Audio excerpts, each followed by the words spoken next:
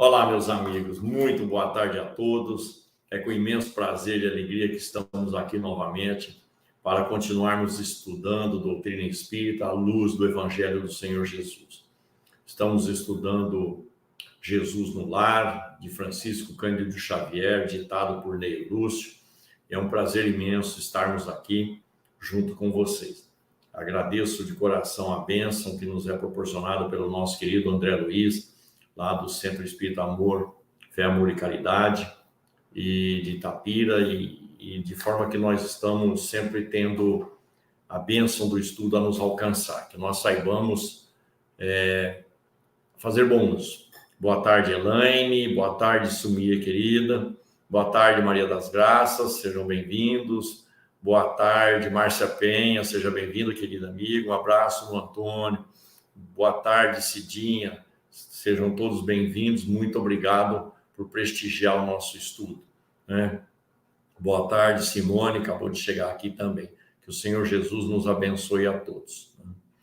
Na semana passada, nós iniciamos pelo capítulo número 1, que é o culto no lar, o culto do Evangelho no lar. E nesse capítulo que nós vimos, o Senhor Jesus vai dizer que o lar é a escola das almas, o templo onde a sabedoria divina nos habilita, pouco a pouco, ao grande entendimento da humanidade. Então, o lar é onde se estrutura o espírito humano, né? A bênção da estruturação, né?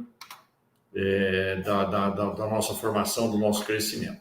Hoje, meus amigos, nós vamos estudar o capítulo número 2, que é justamente a respeito dessa escola de almas que é o lar. Então, se no capítulo 1 Jesus antecipou o assunto dizendo que o lar é uma escola das almas, hoje nós vamos ter um desenrolar desse tema, né? De forma que a gente possa ir compreendendo cada vez mais profundamente, mais claramente, a nossa obrigação no lar, os nossos deveres no lar, né? Então, vamos começar a ler o capítulo aqui, nós vamos discutindo aquilo que vamos aprendendo.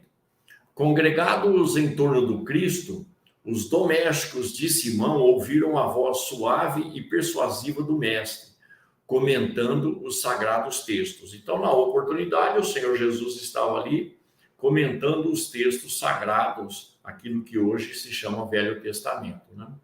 Quando a palavra divina terminou a formosa preleção, e imaginemos, né, meus amigos, o que seria ver o Senhor Jesus comentando o Velho Testamento, ele que é o governador espiritual do planeta, né?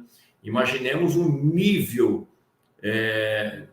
de profundidade a que ele nos permitiria, né? Porque o Senhor sempre falava de acordo com o público que ele tinha, né? Então, imaginemos a formosura que deveria ser, que deve ter sido uma interpretação do Senhor Jesus acerca do Velho Testamento, né? Então, quando terminou a formosa preleção, a sogra de Pedro indagou inquieta, ou seja, ela estava curiosa e estava até ansiosa para fazer algum questionamento ao Senhor. Senhor, afinal de contas, que vem a ser a nossa vida no lar? E o Senhor contemplou-a significativamente, demonstrando a expectativa de mais amplos esclarecimentos, e a matrona acrescentou: iniciamos a tarefa entre flores para encontrarmos depois pesada colheita de espinhos. No começo, é promessa de paz e compreensão. Entretanto, logo após, surgem pedras e dissabores. Aqui já cabe alguns comentários a respeito, meus amigos. Em linhas gerais, na Terra, todo lar começa na mais absoluta tranquilidade e paz. Um se apaixona pelo outro, o outro se apaixona pelo um, e assim vão achando que a vida é mil maravilhas, até, evidentemente, comporem o lar, e depois que vai arrefecendo a paixão inicial, e vão surgindo as dificuldades, os defeitos que a gente não enxergava antes, até mesmo por imaturidade, né? Vão se mostrando a cada um aquilo que é. Nós temos o hábito, e quem vai dizer isso muito claramente e se torna uma tarefa para nós outros, nós temos o Erich Fromm, né, num livro memorável chamado A Arte de Amar, que já tivemos a oportunidade de indicar para tanta gente, e talvez aqui mesmo entre os caros amigos tenha quem já ouviu, né? A Arte de Amar, um livro imprescindível para nós outros, né? E nesse livro, Erich Fromm fala que a gente tem uma tendência natural a nos apaixonarmos, mas uma dificuldade imensa para nos manter apaixonados. Então, quando a gente se apaixona aqui na Terra por alguém, a gente não enxerga os defeitos e acredita ter encontrado a pessoa mais adequada para experimentar a vida tal qual ela se apresenta. Mas não é bem assim, porque nós próprios haveremos de esconder os nossos defeitos para não deixar o objeto da nossa paixão fugir, né? Então, ambos escondem as suas características infelizes para não deixar o outro já de antemão boquiaberto e com isso desistir, né? E imaginemos, quem de nós aceitaria de imediato carregar uma carga, sendo que nós todos estamos esperando uma vida de facilidade na Terra. Então ela diz para o Senhor Jesus, iniciamos a tarefa entre flores, para encontrarmos depois pesada colheita de espinhos, ou seja, no desenvolvimento da família, vão surgir muitos problemas, que ela chama aqui de espinhos, muitas dificuldades, muitas dores, né? Mas é justamente aí que está aquilo de que nos é necessário. No começo, é a promessa de paz e compreensão. Entretanto, logo após, surgem pedras e dissabores. Reparando que a senhora Galileia se sensibilizar até as lágrimas, ou seja, ela deveria ter uma vida muito difícil no lar, tocando naquele assunto, Deus se pressa a Jesus em responder. O lar é a escola das almas, o templo onde a sabedoria divina nos habilita pouco a pouco ao grande entendimento da humanidade. Então, nós treinamos em casa para poder fazer lá fora. O lar é a escola das almas, o templo onde a sabedoria divina nos habilita, ou seja, nos forma, nos prepara pouco a pouco ao grande entendimento da humanidade. E sorrindo, o Senhor perguntou: que fazes inicialmente as lentilhas antes de servi-las à refeição? Ela, evidentemente, mulher, dona de casa, fazia uso do fogão para servir o alimento daqueles que moravam com ela. E a interpelada respondeu titubeante: naturalmente, Senhor, cabe-me levá-las ao fogo para que se façam suficientemente cozidas. Depois, devo temperá-las, tornando-as agradáveis ao sabor. O Senhor Jesus sempre utilizava de analogia, de comparações, né? De parábolas. E aqui ele está perguntando para ela de que forma ela preparava o prato de lentilhas para dar para aqueles que conviviam com ela. E ela já diz a ele que é preciso ferver, cozinhar, né? Hoje nós diríamos colocar na panela de pressão, né? Numa alta condição de temperatura, né? Para poder amolecer, e junto do tempero vai uma pimentazinha, né? Vai um sal, e assim sucessivamente, né? Pretenderias também, pergunta Jesus, porventura, servir pão cru à mesa? De modo algum, tornou a velha humilde. Antes de entregá-lo ao consumo caseiro, compete-me guardá-lo ao calor do forno. Sem essa medida, quer dizer, o pão, alimento necessário e muito mais imprescindível à época, dada a exiguidade de variações, né, da alimentação, o pão também precisa enfrentar o calor do forno. E o divino amigo, então, considerou. Jesus vai fazer, então, meus amigos, e convém prestarmos bastante atenção aqui no texto, né? Há também, disse ele, e já evidentemente não estava falando só para ela, mas por todas as pessoas que estavam no entorno, na casa de Simão Pedro, né? Há também um banquete festivo na vida celestial, onde nossos sentimentos devem servir à glória do Pai. O amor, diz Lázaro no capítulo 11 do Evangelho segundo o Espiritismo, é um sentimento por excelência. E os sentimentos são os instintos da criatura elevados à altura do progresso realizado, porque no começo a criatura só tem instinto. Mais avançado, mas ainda corrompido, ele tem sensações. Já mais avançado, porém instruído, surgirá o amor, não no sentido vulgar do termo alerta Lázaro, mas um sol interior que condensa no seu foco ardente todas as aspirações da natureza humana junto das orientações, das mensagens que nos são dadas pela espiritualidade maior. O que nós precisamos entender? Sentimentos também se educam, porque eles vão num crescendo no sentido de amor.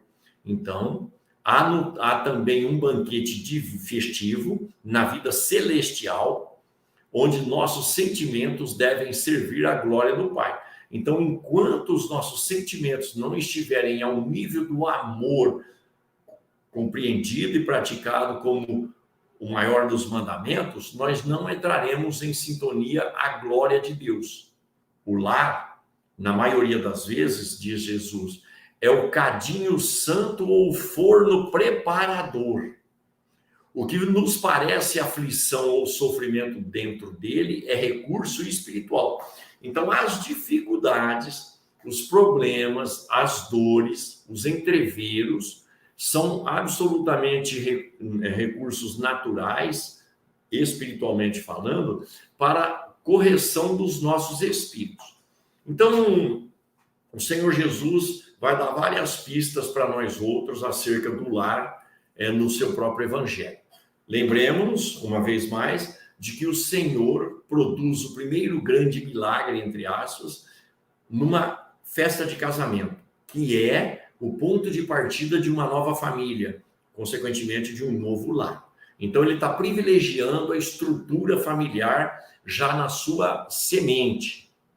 Ele vai dizer que o homem e a mulher deixam cada um seus pais e se transformam num só corpo. E aqui há uma metáfora, não é um corpo só, mas um corpo familiar. E ambos deverão fazer com que esse corpo familiar sobreviva, né?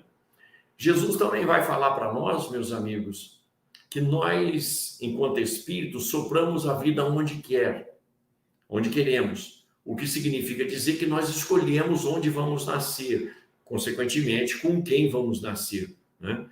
Evidentemente, fica aí a proposta do planejamento reencarnatório. Há um planejamento e, segundo a questão 258 do Livro dos Espíritos, a maioria de nós outros participa ativamente do seu próprio planejamento reencarnatório.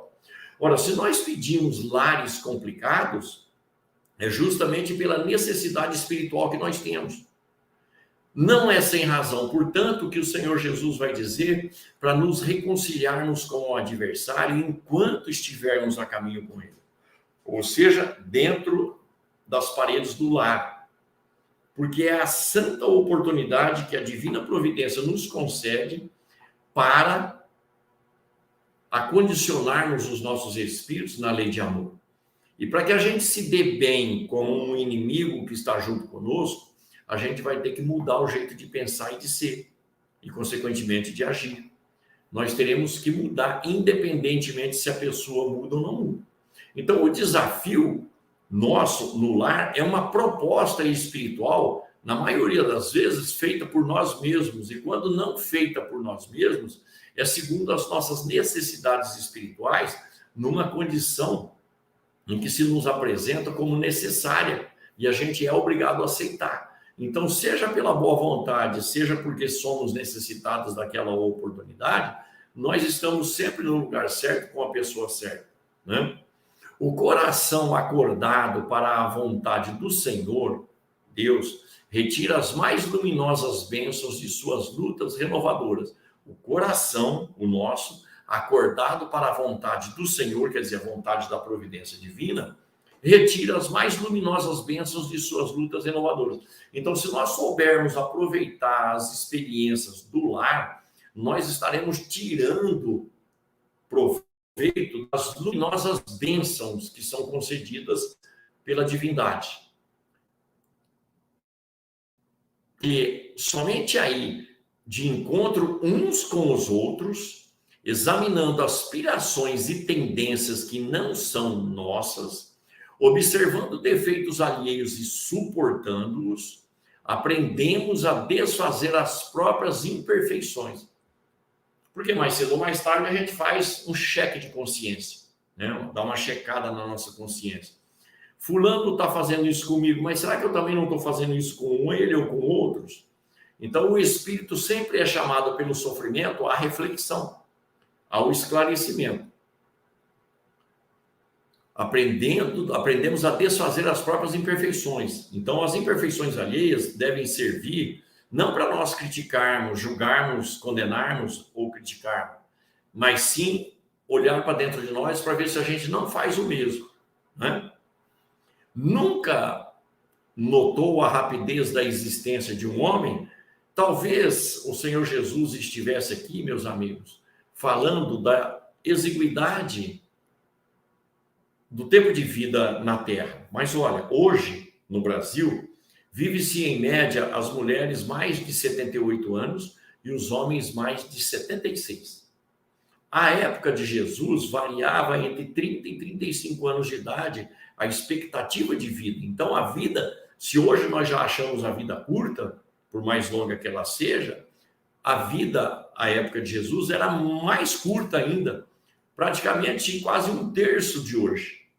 O que significa dizer que as pessoas tinham muito pouco tempo para lidar com as outras. Nunca notou a rapidez da existência de um homem? A vida carnal é idêntica à flor da erva, diz Jesus. Pela manhã emite perfume, à noite já desaparece. O lar é um curso ligeiro para a fraternidade que desfrutaremos na vida eterna. Sofrimentos e conflitos naturais em seu círculo são lições. Então, o Senhor Jesus está apresentando verdadeiramente o lar como uma escola. Mas se nós não levarmos em consideração a multiplicidade das existências, o caminho a ser percorrido da simplicidade e ignorância até a perfeição, nós não vamos compreender. Vamos achar que a gente está ali como castigo, o que eu fiz para merecer isso, e assim essa linha de raciocínio vai levando a gente de rodão e a gente vai se esquecendo de se modificar. Porque, convenhamos, se o Senhor Jesus ensinou para nós que temos necessidade de perdoar 70 vezes 7 vezes, de oferecer também a camisa para aquele que pede a blusa, de caminhar 1000 passos a mais com quem pede para caminhar 1000. Se o Senhor Jesus pediu para que nós não repelíssemos aquele que nos pede emprestado, que nós oferecêssemos a face esquerda em quem bate na direita, se a gente está orientado a esconder da mão esquerda o benefício que a direita dá, se é para orar pelos nossos inimigos e por aqueles que nos perseguem e caluniam, isso tudo começa no lar. Então, o lar é a primeira escola espiritual que nós temos acesso. E é justamente o lugar que, às vezes, a gente mais foge das lições, né? Colocando a culpa naqueles que caminham conosco, né? A sogra, e que às vezes são daquele jeito porque nós os deixamos daquele jeito numa outra existência. Agora não confiam em nós, não acreditam em nós, não nos dão ouvidos, não gostam da gente, mas é porque nós fizemos mal para eles numa outra existência, nós precisamos admitir, né? Ou como diz Santo Agostinho, lá naquela lição magnífica do capítulo 14 do Evangelho segundo o Espiritismo, a ingratidão dos filhos dos laços de família, é preciso admitir o pensamento de que um de nós dois é o culpado, ou seja, um dos dois daqueles que estão em litígio, e pode ser a gente. E nós temos a mania de achar o culpado sempre o outro, né? Então a sogra de Simão escutou atenciosa e ponderou: Senhor, há criaturas, porém, que lutam e sofrem, no entanto, jamais aprendem. O Cristo pousou na interlocutora os olhos muito lúcidos e tornou a indagar: que fazes das lentilhas endurecidas que não cedem à ação do fogo? Imaginemos, nós tiramos de dentro da panela de pressão a lentilha e no meio delas, as outras já estão quase a derreter, e no meio delas aquela que ainda está endurecida, né? Sem dúvida, disse a senhora, né? Atiro-as ao monturo, porque feririam a boca do comensal descuidado e confiante. Ocorre o mesmo, terminou o mestre. com a alma rebelde às sugestões edificantes do lar. A luta comum mantém a fervura benéfica. Todavia, quando chega a morte, a grande selecionadora do alimento espiritual para os celeiros de nosso Pai, os corações que não cederam ao calor santificante, mantendo-se na mesma dureza, dentro da qual foram conduzidos ao forno bendito da carne, serão lançados fora, a fim de permanecerem por tempo indeterminado na condição de adubo entre os detritos da natureza. Lembremos-nos, não é? Do que o Senhor Jesus fala: reconcilia-te com teu adversário enquanto estás a caminho com ele, antes que sejam entregues ao juiz, o juiz ao meirinho, e o meirinho te coloca em prisão, de onde você não sai enquanto não paga o último ceitil. Nós precisamos compreender que toda experiência não concluída, não aprendida, terá que ter continuidade. Às vezes, evidentemente, porque sempre haverá exceções, necessariamente não serão com o mesmo espírito, porque às vezes esse espírito já evoluiu e a gente vai ter que dar continuidade à nossa educação com outro espírito, da forma que era aquele que estava conosco. Então, o que interessa para nós outros é pensar que as lições que nós não aproveitamos nesta existência, nas existências futuras, nós haveremos de dar continuidade ao nosso desenvolvimento, porque só há um jeito de atingirmos a condição de espíritos puros, eliminando as nossas impurezas. Então, a cada um é dado segundo as suas obras. Sim, quem ferir pela espada será ferido, né? Mas nós é que teremos que fazer o que precisa ser feito. E não há aí nenhum castigo, nenhuma condenação divina. Há tão somente a colheita daquilo que se plantou. Por isso que se fala por tempo indeterminado. Por quê? Porque enquanto perdurar a nossa inferioridade, nós haveremos de passar um tempo corrigindo, né? Esse tempo é indeterminado, ele leva em consideração tudo aquilo que fazemos, tudo aquilo que pensamos, né? No sentido da lei de justiça, onde é dado a cada um segundo as suas obras. Nós percebemos aqui, então, meus amigos, o quanto nós precisamos nos dedicar ao ambiente doméstico. E aqui não significa se dedicar o tempo todo de nossa existência lá dentro, não. Porque nós temos no nosso programa reencarnatório diversas facetas. Nós estamos na condição de homens do lar, mas também do homem social, do homem laboral, do homem na seara de Jesus através da religião e do voluntariado. Então, tem vários aspectos que nós precisamos atender no nosso planejamento reencarnatório. O que precisa levar em consideração não é necessariamente o tempo que a gente passa junto com as pessoas dentro de casa. É a qualidade da convivência, é a qualidade do comportamento, é a qualidade daquilo que a gente dá para as pessoas, né? Daquilo que a gente oferece para as pessoas. Porque poderíamos perguntar: quem das pessoas que estão conosco hoje aceitariam, se fôssemos tratar da temática agora com eles, aceitariam voltar conosco na próxima existência dentro do mesmo lar? Nós, evidentemente, haveríamos de dizer com algumas pessoas que estão lá que a gente não voltaria, mas eles também falam que não voltariam conosco. Por quê? Porque nós também temos as nossas características infelizes que precisam ser modificadas, e isso tudo só é possível dentro do lar. No Livro dos Espíritos, nós vamos encontrar a lei de sociedade, dizendo que o homem nasceu para a sociedade, não é sem razão que ele tem os atributos necessários, o dom da palavra, por exemplo, para viver em sociedade. Nós temos a necessidade. E a questão 695, que finaliza o capítulo, né? Que está nesse capítulo, vai falar para nós que a união permanente de dois seres é um avanço da sociedade, ou seja, nós não nascemos para viver como ermitões, separados do mundo. E na última questão, a questão 775 do capítulo da Lei de Sociedade, nós vamos encontrar os benfeitores espirituais dizendo que o afrouxamento dos laços de família, ou seja, deixar desaparecer os laços de família, seria o recrudescimento do egoísmo. O egoísmo, segundo a questão 785, do Livro dos Espíritos, é um dos maiores entraves. O orgulho e o egoísmo são os dois maiores entraves ao nosso progresso.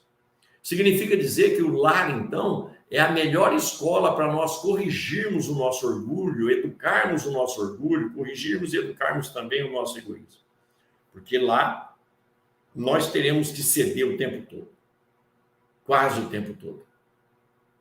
Mas ainda é preciso lembrar de uma outra orientação do Senhor Jesus. Se nós quisermos ser alguém no mundo espiritual, é preciso servidor daqueles que estão conosco, ser servidor daqueles que estão conosco. O maior no reino dos céus, advertiu Jesus, será o servidor de todos na terra. Então, se nós não aprendermos a servir no lar, nós não conseguiremos servir fora do lar. Não com o amor enquanto sentimento divino que precisamos desenvolver dentro de nós. Precisamos valorizar o lar. Por isso mesmo, voltando ao primeiro capítulo, introduzir o culto do evangelho no lar, porque introduzindo o culto do evangelho no nosso lar, nós vamos atrair para junto de nós benfeitores espirituais que vão ajudar a sanear todos os miasmas deletérios, todas as energias impuras. Onde entra um benfeitor espiritual, os maus saem pela janela se não quiserem ser socorridos, amparados. Então, o culto do evangelho no lar vai nos ajudar a fazer asepsia e vai nos fortalecer para os embates do dia a dia. É disso que se trata a lição de hoje, meus amigos. Vamos ver os comentários aqui. A Elaine escreveu: o semelhante é nosso espelho, através da convivência com o outro que vamos aprender a trabalhar nossas imperfeições. Precisamos aprender a olhar nesse sentido, né, Elaine? Quando a gente educar o nosso olhar para isso, a gente progride mais rapidamente. A Márcia também escreveu: e dizem que o defeito que encontramos no outro é o que vai dentro de nós e não queremos mudar.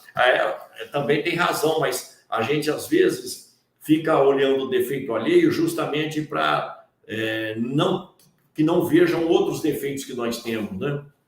A Maria da Graça escreveu: Evangelho no lar é uma bênção, é nas tarefas do dia a dia com o Evangelho de Jesus que vamos nos educando sempre. São palavras de vida eterna, que falam para o espírito imaturo que nós somos ainda, né? E dessa forma a gente vai aprendendo a agradecer a bênção do lar, porque é só olhar o nosso mundo e ver quantas pessoas nascem sem um lar, quantos espíritos aparecem no mundo físico na condição de órfãos, de abandonados, jogados no lixo, jogados em latrinas. Meu Deus, que situação!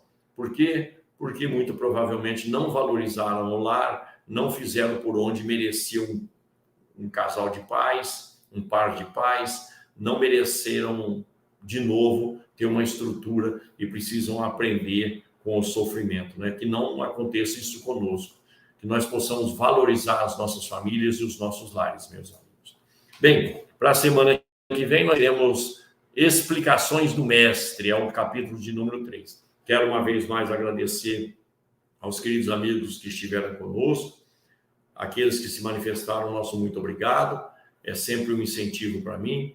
Quero agradecer uma vez mais ao nosso querido André Luiz pela oportunidade de estudo, agradecer aos benfeitores amigos que nos secundam, ao Senhor Jesus por nos tolerar com todas as imperfeições na seara dele, né? De forma que a gente possa ir se renovando. Muito obrigado a todos, um grande final de semana, uma grande semana de realização na semana do Natal. Aproveitemos o Natal, o clima do Natal, para trabalharmos ainda mais profundamente no bem, sempre com Jesus, nunca sem Kardec. Muita paz a todos. Um abraço, queridos.